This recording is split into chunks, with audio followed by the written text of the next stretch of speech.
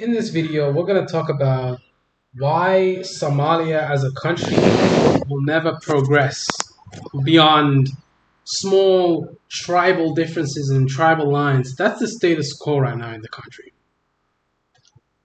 So,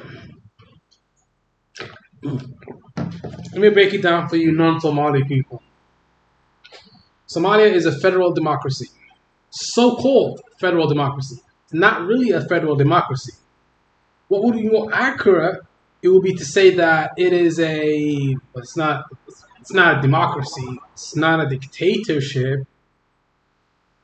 Kind of is more of a dictatorship, but it's not a federal democracy. All we have is a bunch of autonomous or semi-autonomous states.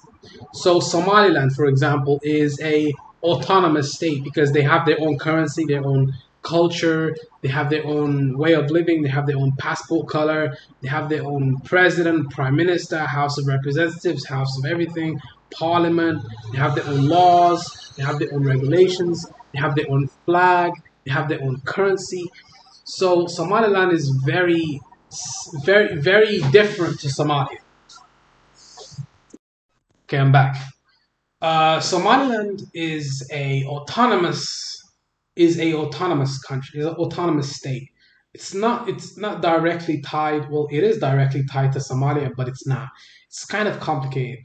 How it works is they told the federal government in Mogadishu, you can go to hell and go fuck yourself because Somaliland doesn't fall under their jurisdiction. Not in reality. In reality, also, Somaliland is not recognized by the international community, so it is not an independent country in name.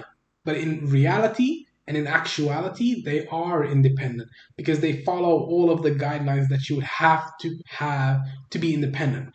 The main problem that the reason why Somaliland is not being recognized is because of the borders. They're not defined. There needs to be a referendum so that the people can choose whether or not they want to be independent. Those are the guidelines. And Somalia. Let's move on to Puntland and Kismayo and Mogadishu and Jubaland. Those states are semi-autonomous. Now they yield a little bit of power to the federal government in Mogadishu, but not really. In reality, those states don't even pay taxes to the federal government. They don't listen to the federal government. Like it seems like Puntland should just leave and declare their own independency because they don't know whether they're coming or going. Now let's get down to the brass facts of how Somalia operates. If I, for example, me as a Somali man, if I wanted to become president of Somalia or if I wanted to become the mayor of Puntland, I wouldn't be able to become the mayor of Puntland. I wouldn't be able to become the mayor of fucking Hargeisa.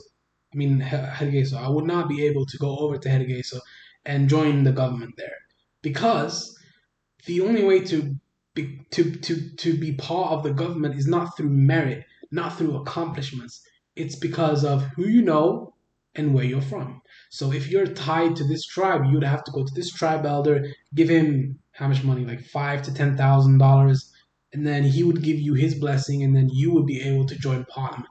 And then you have to keep bribing and bribing, and then eventually you're gonna bribe enough people so that they vote for you, and then you become president. That's the step ladder. That's how it works. It's all corruption and who you know and what tribe you're a part of.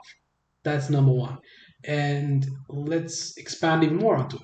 Foreign aid that comes into the country, it doesn't go to the people that it's supposed to go to because the distribution centers and the people and the authorities that are on the ground are corrupt. Those people on the ground are not looking out for the best interests of the Somali people. They are looking out for their own bottom line, their own pocket, their own wallet. They just want to put money into their own wallet. That's all they want to do. Put money into their wallet and buy nice cars, go on lavish trips around the country, pay for their children's tuition in the Western countries. Most of these MPs and in Somali parliament, their families are abroad. Their families are not in Somalia. Their families are in the West. The president Farmajo's family, he is a key indicator. His family is in America. His family is not in Somalia. They don't live the way that the people that are in Somalia live. Those people that live in Somalia and have no money and no way to live, and they're starving, hoping for someone to help them, those people are not being helped. The people at the top only care about their bottom line, and they only care about how much money they can gain, how much they can gain from whatever it is they want to gain from the situation. Foreign aid comes in, oh, it's gonna be gone. It's gonna be taken from the fucking hayawan, the fucking trash politicians that we have as our leaders, so-called leaders in Somalia. Somalia is a failed state because of the people. If the people wanted things to change, if Somali people wanted things to change in Somalia, if they wanted the killings to stop, if they wanted the politicians to not be corrupt and for them to look out for their own interests, everything could change in one day. We're still having flood problems. We don't even have dams. We don't even have sewage systems so that we can direct the waste to a certain area. We don't have any of these things. We don't have any of these things. We don't have a proper police force that will be able to keep the citizens safe and uphold the laws and the constitution. We don't have that. We haven't even wrote our constitution yet. We haven't even wrote a proper constitution on the laws and regulations that we want to live on. We have a bunch of people in Mogadishu that really don't have much power. The government in Mogadishu doesn't really have much power. They don't really have much say. They only have say over Mogadishu. And the African Union troops that are helping us, they're not actually helping us. They are and they're not. It's not as easy as saying that, oh, they're there just for the money. They are there just for the money. But at the same time, if they weren't there, the federal government would not control a single, how do you say, a single fucking stone. They wouldn't control a single stone in Malaysia. They would be forced to flee. They would be persecuted by Al Shabaab. They will be persecuted by terrorist groups and hunted down. That's what happens in Somalia. If you're a politician, you're not safe. Like you think that Farmajo is out and about in the city? No, he's in Villa Somalia. He's just making money. How much money does he make? Let me see. How much money does Farmajo make? What's Farmajo's salary? He acts like a dictator, but his salary is how much does Somali president earn? He earns $120,000 in a year. That's how much he makes. He makes probably more.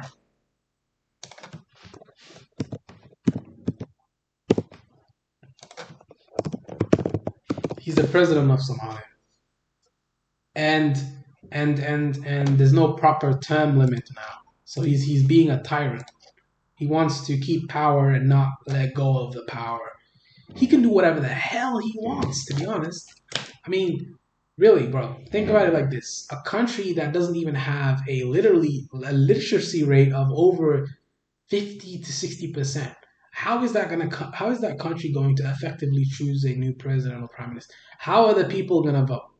First of all, you need safety if you're gonna vote. You need to protect the polling centers. You need to protect the people that are voting. You need to give them liberty to vote. People are gonna be scared to go out and vote because the terrorist organizations are gonna be blowing up the polling stations. They're gonna be blowing up the polling stations. How are you gonna prevent that? You can't prevent that because you don't have enough security on the ground to enable you to actually allow the people to vote. Okay, well, what? Okay, what's the solution? You gotta. People are asking me. Okay, fine. If you had the power to change Somalia and you were the president, what would you do right now, and how would you change things? Well, it's not that simple. Not one person can govern alone. Nobody governs alone. Why do you think in America they have a parliament? Why do you think in the Netherlands they have a parliament? Why do you think they have MPs? Why do you think they have ministers and finance ministers? You need a cohesive government. You need people you can trust. You need people that are looking out for the people's interests, not just their own bottom line. You need checks and balances so that the government and the government in Mogadishu doesn't usurp the power that they have.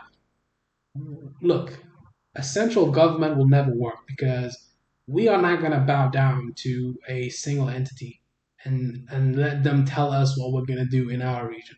You think you can sit in Malaysia and tell me what I'm gonna do in Puntland or what I'm gonna do in Jubaland, what I'm gonna do in Somaliland? Hell no. Hell no. That ain't ever gonna happen.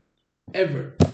So the best way is really you need to increase the revenue of the country. First of all, you need to educate your population. So it's simple. Simple. Educate your population. Education is important. That's number one. You need engineers, doctors, people to help your infrastructure grow. And you need doctors and scientists. You need all of these things to create a proper infrastructure in the country that you live in. We don't have any of that. We don't have anything like that. We don't have enough of those people. We only have foreign aid that's being redirected to corrupt politicians. That's it. Like it's a chaos and anarchy. That's what it is.